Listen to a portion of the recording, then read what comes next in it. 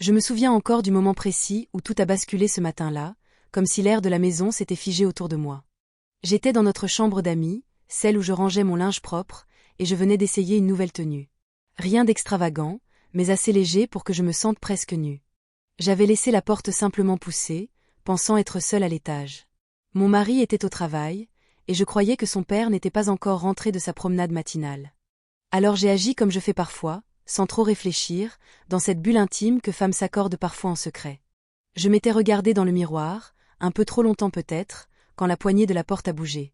J'ai cru rêver.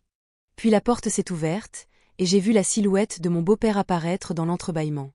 J'ai senti mon cœur se contracter si fort que j'ai eu l'impression qu'il allait remonter jusqu'à ma gorge.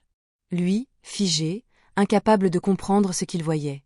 Moi, incapable de cacher ce que j'étais en train de faire.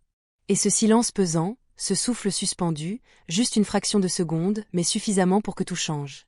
Je ne sais pas lequel de nous deux a réagi le premier, mais son visage s'est décomposé avant même qu'il prononce un mot. Il a reculé aussi vite qu'il était entré, a refermé la porte avec une maladresse touchante, presque paniquée. J'avais senti mes joues s'enflammer, comme si toute la maison me regardait, comme si chaque meuble devenait témoin. Je suis restée immobile un moment, incapable de décider si je devais rire, pleurer ou simplement disparaître. C'était l'un de ces instants étranges où tout semble irréel, où on flotte entre la honte, la surprise et une curiosité qu'on n'ose même pas admettre. Quand j'ai enfin réussi à me rhabiller, mes mains tremblaient légèrement. Je me suis demandé comment j'allais pouvoir descendre les escaliers, comment j'allais affronter son regard, comment lui-même allait gérer cette maladresse. J'essayais de me convaincre que ce n'était rien, juste un accident, que cela arriverait à n'importe qui. Mais une petite voix en moi insistait que ce moment allait laisser une trace, qu'un tel choc ne disparaît pas simplement. Je suis finalement descendue, et lui était là, dans la cuisine, debout près de la fenêtre comme si le paysage extérieur pouvait le sauver de l'embarras. Il n'osait pas bouger. Je ne savais pas si je devais rompre le silence ou attendre qu'il prenne la parole. Je me suis assise, lentement, en essayant de retrouver un air naturel, mais je sentais encore la chaleur sur ma peau, comme si elle trahissait tout. Je crois qu'il s'en voulait plus encore que moi. Ses épaules semblaient plus lourdes, ses gestes plus hésitants. Il évitait soigneusement de me regarder, comme si mes yeux pouvaient raviver l'image qu'il avait surprise malgré lui. Et pourtant, sous cette gêne partagée, il y avait quelque chose d'autre, une forme de solennité ou peut-être de respect qui s'installait doucement. C'est à ce moment-là que je me suis rendu compte que cette situation, aussi embarrassante soit-elle, allait nous obliger à parler. Pas seulement pour s'excuser, pas seulement pour tourner la page, mais pour comprendre ce que cet instant révélait de nos vies, de nos places dans cette maison, de nos silences accumulés depuis des années. Et je sentais déjà que cette conversation allait être bien plus profonde que ce que j'aurais imaginé. Je ne sais pas pourquoi j'ai ressenti ce besoin étrange de m'asseoir en face de lui, comme si cette proximité allait nous forcer à affronter ce que nous fuyions tous les deux. Peut-être que c'était la tension encore suspendue entre nous, peut-être juste la manière dont sa silhouette paraissait soudain plus fragile qu'à l'accoutumée. Il avait toujours été un homme solide, presque austère, quelqu'un qui ne laissait jamais transparaître ses émotions. Pourtant là, il semblait réduit à une version plus humaine de lui-même, un homme qui ne savait plus où poser ses yeux ni comment retrouver son équilibre. Je respirais lentement, essayant de me calmer, mais à l'intérieur tout vibrait encore. Cette sensation que tout pouvait basculer d'un mot mal placé, d'un geste trop brusque. Je n'avais jamais partagé un moment aussi intime avec lui, et pourtant aucune intention déplacée n'existait entre nous. C'était juste, trop proche, trop réel, trop inattendu. Je sentais que quelque chose avait été déclenché, pas un désir, mais un regard nouveau, une conscience mutuelle qui n'existait pas avant. Il s'est tourné vers moi enfin, timidement, presque comme un élève appelant au pardon. Il a murmuré quelques mots, à peine audibles, et même si je ne pouvais pas les répéter, je savais ce qu'ils signifiaient. Je n'avais pas besoin de réponse, ni d'explication. Je voulais simplement apaiser cette tension qui nous étreignait, trouver un moyen de remettre les choses à leur place, sans ignorer qu'elles avaient légèrement bougé. Je me suis mise à raconter des choses simples, banales, comme si je cherchais à nous ramener à un terrain neutre. Le linge, la chaleur de la journée, l'habitude de laisser la porte entr'ouverte. Des phrases sans importance, mais qui semblaient construire un pont. Je voyais qu'il m'écoutait, avec une attention presque trop grande, comme si ces mots ordinaires lui permettaient de respirer à nouveau. J'avais l'impression étrange de marcher sur un fil, cherchant un équilibre entre sincérité et pudeur, entre naturel et retenue. Et puis, quelque chose en lui a changé. Je ne saurais dire exactement quoi, mais un moment de lucidité l'a traversé. Il s'est redressé, a inspiré profondément, comme pour reprendre sa place dans la maison, dans le rôle qu'il connaissait. Pourtant, cette fragilité restait là, une trace subtile dans son regard. Il m'a parlé à son tour, d'une manière posée, presque réfléchie, essayant de me rassurer, et peut-être aussi de se rassurer lui-même.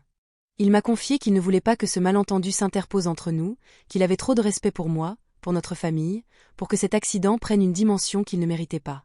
J'ai senti alors une forme de soulagement m'envahir, comme si nous venions de traverser ensemble une tempête silencieuse.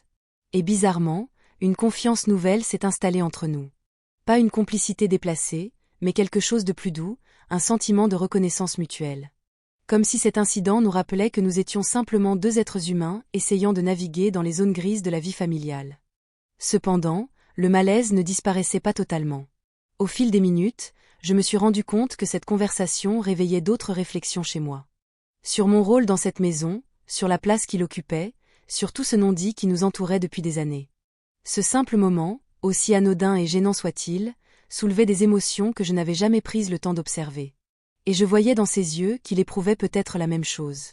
Quand notre échange s'est terminé, un silence doux s'est installé. Pas pesant, pas gênant comme au début, mais un silence qui fait comprendre qu'une page vient d'être tournée, même si on ne sait pas encore sur quoi la suivante s'ouvrira. Je me suis levée, lentement, comme si chaque geste devait être mesuré pour ne pas rompre cette fragile harmonie retrouvée. Il m'a adressé un léger signe de tête, presque respectueux, presque tendre dans sa réserve. Et pendant que je remontais les escaliers, je sentais que quelque chose avait changé en moi. Une curiosité peut-être, ou une intuition que cette histoire n'était pas terminée. Que ce moment, aussi clair qu'un éclat dans un miroir, allait prolonger son ombre dans les jours suivants. Les jours suivants ont glissé avec une étrange douceur, comme si la maison elle-même avait choisi de respirer un peu plus calmement après ce moment suspendu. Je surprenais parfois mon esprit à revenir à cette scène, non par gêne, mais parce qu'elle semblait avoir révélé quelque chose que je n'arrivais pas encore à définir. Peut-être une forme de lucidité sur nos vies si proches et pourtant si séparées. Peut-être simplement le rappel que même les familles les plus ordinaires traversent des instants inattendus où les rôles se brouillent un peu. Mon beau-père, lui, avait retrouvé son attitude habituelle, mais avec une nuance différente. Une délicatesse nouvelle dans ses gestes, un soin particulier dans la façon dont il me parlait, une attention discrète mais présente. Rien de trop visible, rien d'inapproprié, juste une forme de respect renforcé, comme si cet incident avait ouvert un espace invisible où chacun veillait davantage sur l'autre. Je le sentais dans chaque petit échange, dans les silences partagés près de la fenêtre ou devant une tasse de café. Ce n'était pas de la complicité, ni une proximité étrange. C'était quelque chose de plus simple et de plus profond à la fois, comme si nous avions appris malgré nous à nous voir autrement que comme les silhouettes habituelles d'une même maison. Et dans cette reconnaissance silencieuse, il y avait une forme de paix inattendue. Un soir, en éteignant les lumières, j'ai repensé à ce matin embarrassant. Je n'ai plus ressenti de gêne, seulement une sorte de gratitude d'avoir su traverser cela sans laisser naître de malentendus ou d'ombres inutiles. La vie familiale est faite de petits éclats, parfois maladroits, parfois lumineux, qui dessinent au fil du temps une compréhension plus fine des autres. Et je savais que, même si personne d'autre ne connaîtrait cette histoire, elle resterait pour nous deux comme une page secrète, discrète, mais fondatrice. Quand j'ai croisé son regard le lendemain, j'ai compris que tout était redevenu à sa place. Pas comme avant, un peu mieux, peut-être. Plus humain. Plus vrai. Et dans cette simplicité retrouvée, j'ai senti une forme d'apaisement que je n'attendais pas.